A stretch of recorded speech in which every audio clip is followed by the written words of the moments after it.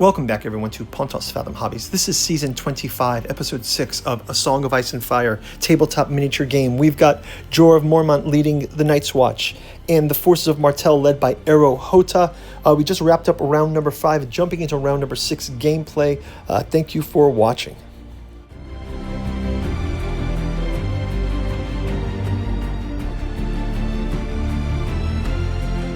Okay, jumping into round number 6. Ranger Trackers and our Starfell Knights pretty much evenly matched here.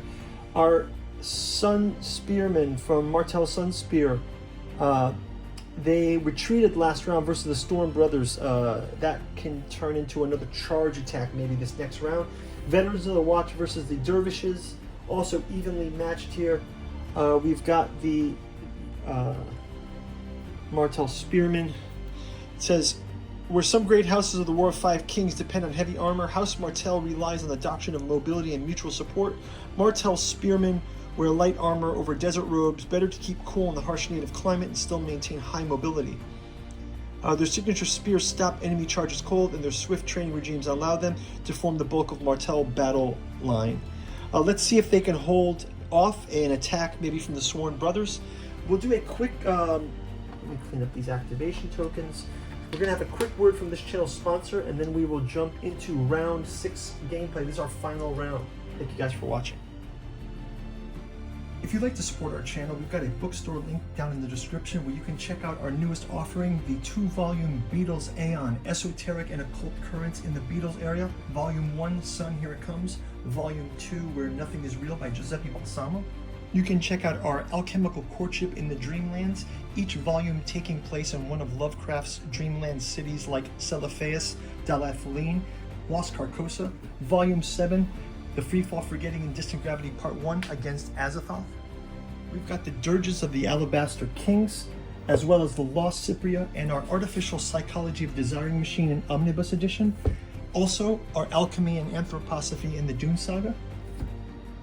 Special thanks to Nereus Media for their Xenodemonicon of Bensamagos political satire, ending in the Trump trilogy.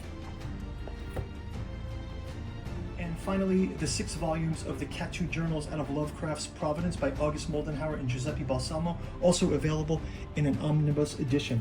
Now back to our program. Okay, without further ado, let's jump into round 6 gameplay. Let's go ahead and have the Sworn Brothers go ahead and charge the Martell Spearmen. So, Sworn Brothers have a 5.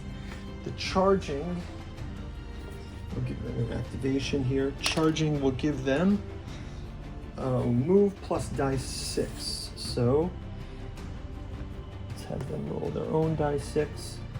They get a 6 plus 3 is 9. So they're able to successfully charge. Now, because of the Martell Spearmen, they've got the mechanism of set for charge. They can attack before they do their attack. So Martell Spearmen, they get 4 dice to attack.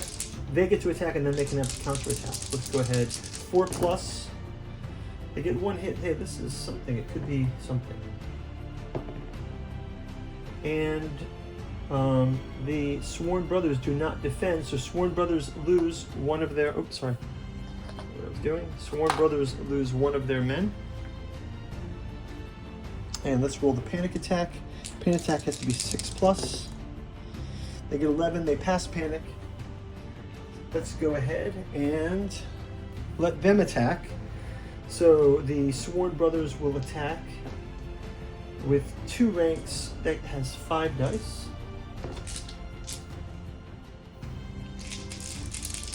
At 3 plus. And they also only hit once. So Martell Spearmen will get to attack with defend with 1, and they block it with 6. Now we can activate Martell Spearmen. They're going to get 4 dice attack. At 4 plus. Ooh, 3 5s. That's 3 out of 4. Not bad. That leaves the Sworn Brothers 4 plus.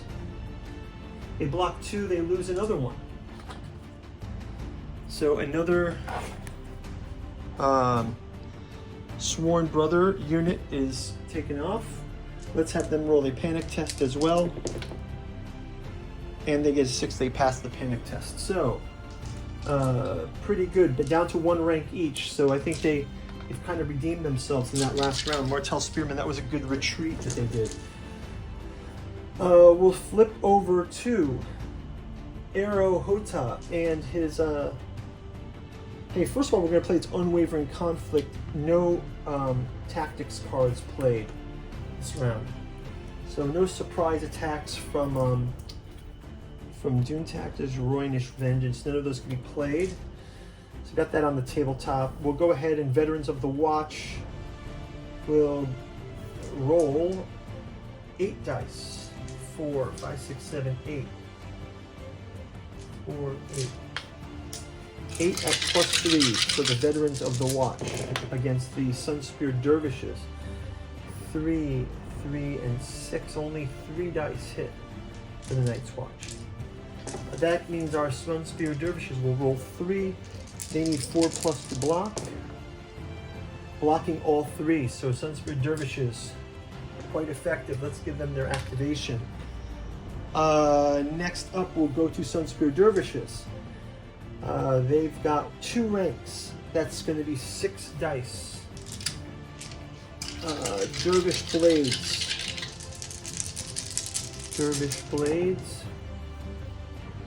+4, that's this.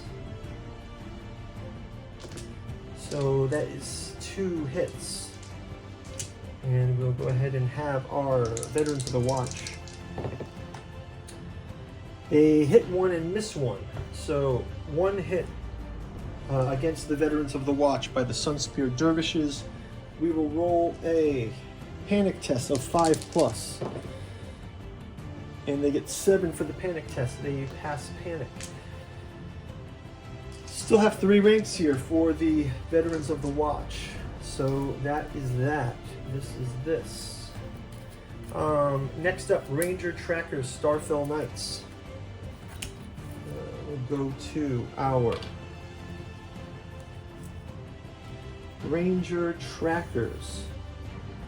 Ranger Trackers are going to use short swords. They've got 2 ranks still, that's 6 dice. 6, 1, 2, 3, 4, 5, 6 at +4. It's going to be only 2 hits. So Ranger Trackers hit with 2. Starfall Knights, let's give them their activation. Starfall Knights get to roll 2. They have to roll 4+ for defense. So they're going to hit 1 and miss 1. That means an additional hit makes it 3. We lose a second Starfall Knight. Starfall Knight falls to our... Let's make this a thumbnail too, look at that. Starfall Knights fall to the Ranger Trackers. And lastly, activation for Starfall Knights. Oh, actually, Starfall Knights have to roll panic test. So it'll be 5+. Roll 11, so they pass panic test. Starfall Knights now with a single row of 4. Single rank of 4, they need 3+. We're going to hit with 3 damage. And Ranger Trackers. Ooh, Ranger Trackers. Miss, miss, and miss. So 2, 3, and 1, 2. So they actually lose another one of the Ranger Trackers. They'll roll the panic test. It's 6+. 7. They pass the panic test. But they are also equally wounded here. Probably a little bit more wounded from this round, and that looks like it for the troops.